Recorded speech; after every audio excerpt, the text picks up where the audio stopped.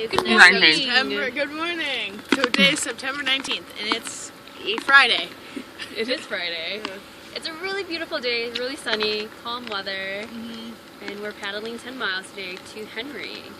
Right now we're in Hennepin, Illinois, and we are camped next to one grain elevator, and then two grain elevators, and across the river from a third grain elevator. So it was a really nice spot. Nice grassy area, and encountered some fishermen here, really nice folks. So we had a very pleasant experience in Hennepin, and we're excited to go to Henry because Lee and I love the name Henry. Yes, we love the name. It's our favorite name. It's exciting. Top three.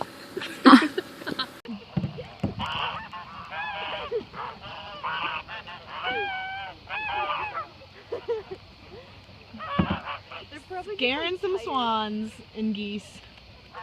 So, we've been traveling down the river, and we've been seeing lots of different colors. You know, we have some green buoys, some red buoys, but that's not the only color changes we're seeing out here. The trees here also have been starting to change the leaves, popping out some yellows, oranges, and reds amidst the sea of green on the side of the river here.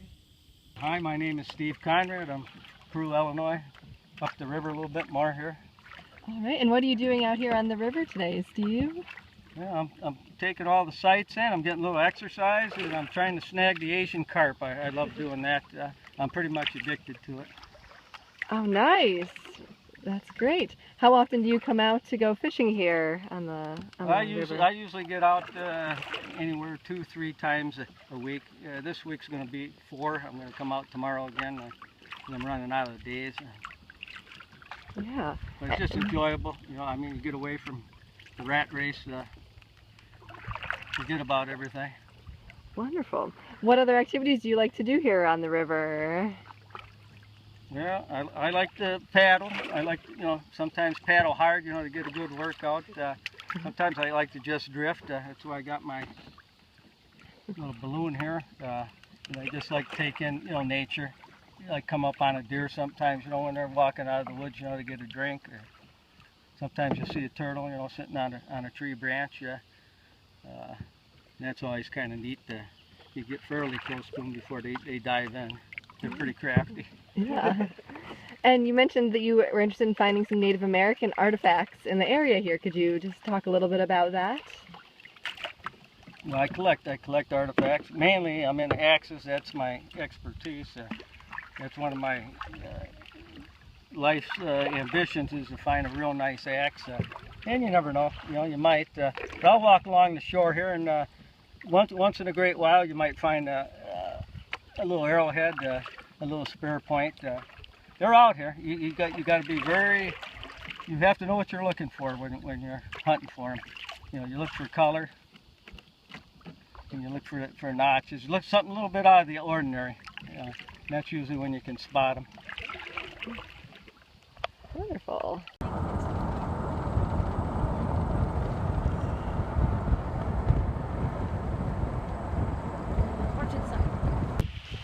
see, what it was, 2005, somewhere in that area.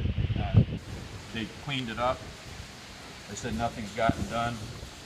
That little bitty park there, I really should say nothing's gotten done where people in town live and use. No one ever goes down here. They got a fence around it, but when we were kids we used to play down in there. But they took 9.5 years to figure out what they're going to do with that little spot there. And 6 months to dig it out, and now it's contaminated again, and it will be part of Operable Unit 5 at the lake. Hey, so we're standing in front of a Superfund site, and so this is a site that has been decided by the EPA as being super polluted, and we're in Depew, Illinois. We just talked to the mayor about this site, and he told us a lot about it and the significance that it has had to this town. Since 1904, they have been smelting zinc here, and they smelted zinc for 80 years, and then they stopped they shut down the operation. But this is all the leftover from it, so when they have a metal that they take from the earth, it's an ore, and so they were using like a zinc ore here, and then they would have to smelt it to get out just the pure metal. And during that process, they get a lot of like leftover, very toxic waste, and that is what this is behind us. And so this is just a dump for when they used to do the smelting.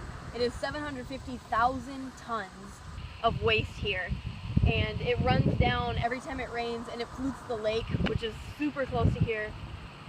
And then the lake serves as an outlet to the river, and people's yards and the water in the area is all contaminated with what was done here.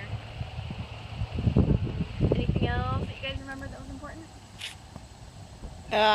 The people, who's responsible for cleaning it up? Oh, so that's been kind of stuck in court for a while, and they're working really hard on it.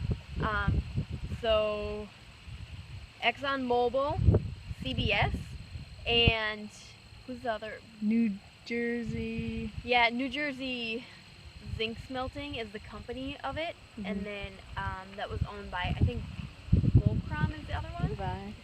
Vicom? I don't know. Yeah. So they were like behind this, and they ran the company doing it. And so they're supposed to clean it up, and they have not, and they're trying to find out ways to get out of cleaning it as well. And so the city just has super high levels of lead and other heavy metals that are poisonous. And so the mayor said the ideal thing would be to have this completely removed from the city, hope that it's stored somewhere that it wouldn't be polluting water, and also to get their lake dredged, to get all the waste that's accumulated over the years out of their lake, so that their lake can be used for recreation again. Anna, what you doing? I'm scooping trash. It's like bobbing for apples. Hey!